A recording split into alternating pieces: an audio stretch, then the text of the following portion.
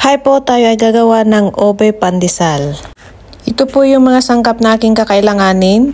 3 cups all-purpose flour, 1/2 cup na white sugar,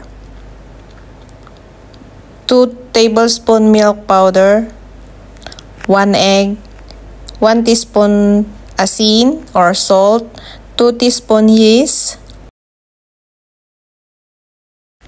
1/2 cup na melted butter, pero ang ginamit ko dito margarine po.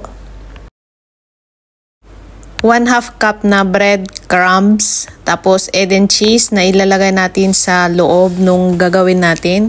1 cup warm water, tapos gagamit po tayo ng purple na kulay.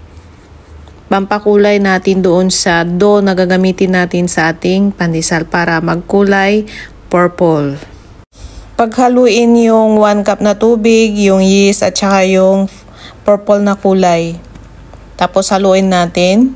Hayaan natin ng 5 to 10 minutes. Tapos doon sa bread pan machine, gagamit ako ng bread machine. So lahat ng mga ingredients maliban sa breadcrumbs tsaka yung cheese, ilagay na yung sangkap doon sa bread pan.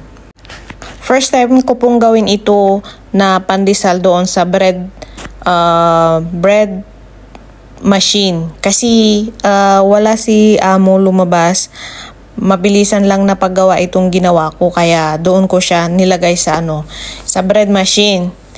Kapag nailagay na lahat yung mga ingredients natin, idagdag na natin yung tubig mixture na pinaghalo natin doon sa sa yeast. Tapos isiset na natin yung bread machine.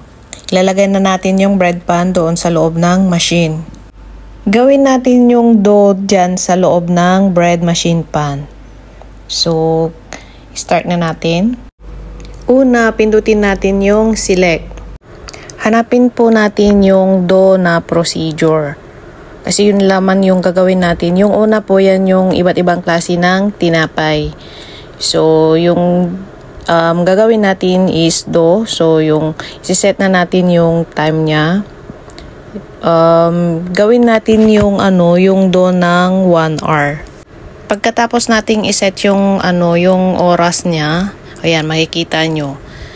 Umiikot siya. Hayaan po muna natin na ganyan 1 hour. So, after 1 hour, ililipat natin yung dough doon sa bowl. Lagyan na ng mantika. Yan, kung makikita nyo, nirap ko siya ng cling wrap. Yan, basta yung yung dough.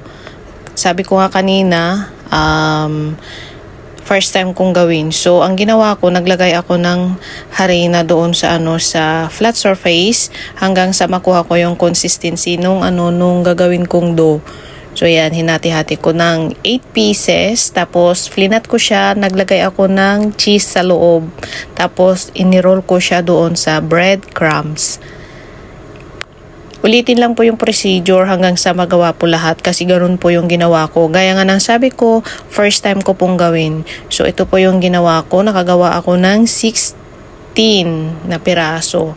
So, takpan natin at hayaan natin ng 30 minutes. So, i-preheat natin yung oven ng 180 degrees. So, ready to bake na po yung ating pandesal. So, i-bake po natin yung ating pandesal ng 20 minutes. So, yan na. After 20 minutes, charan. Pwede nang kainin. Pag nagustuhan mo pa ang video na to, please follow MJ Nunesa, Food and Recipe PH. And please share, likes, leave a comment po. Thank you so much for watching. God bless po sa inyong lahat.